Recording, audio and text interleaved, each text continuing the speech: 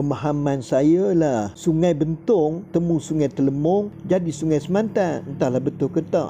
Tu komen Aid Al-Jufri mengenai konten asal tentang Sungai Semantan dulu. Okey, menarik juga ni. Jom kita tengok di mana hulu Sungai Telemong. Kalau kita nak kira, kalau berdasarkan kepada ni maps ni, hulu dia di Banjaran Titiwangsa lah. Dan nampak di sini jalan Karak Tampin.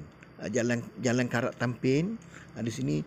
Jadi hulu Sungai Telemong tu di sini. Jadi kita tengok mana dia mengilir sampai ke Sungai Semantan ke tidak.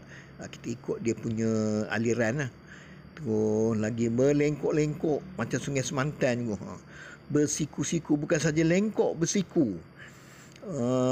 Melipat, berlipat-lipat. Inilah keadaan anak-anak Sungai Pahang macam inilah. Okey.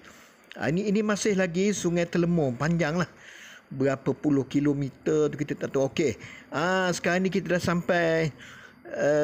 Dia sebenarnya Sungai Telemong ni dia melalui Karak lah. Kebanyakannya melalui Pekan Karak lah. Karak ni dalam Bentong. Okey, Sungai Telemong tadi.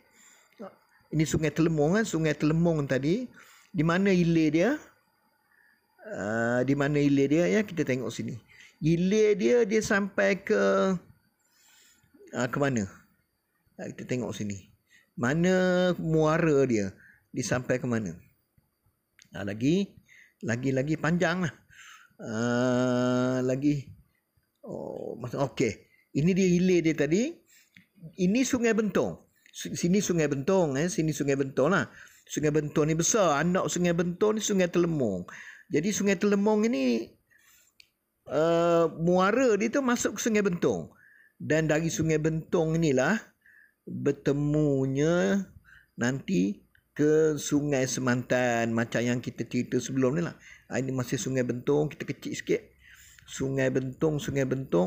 Ini Sungai Bentong dan ini Sungai Kelau. Bertemu Sungai Bentong dengan Sungai Kelau ni, jadilah dia Sungai Semantan. Okey jelas ya.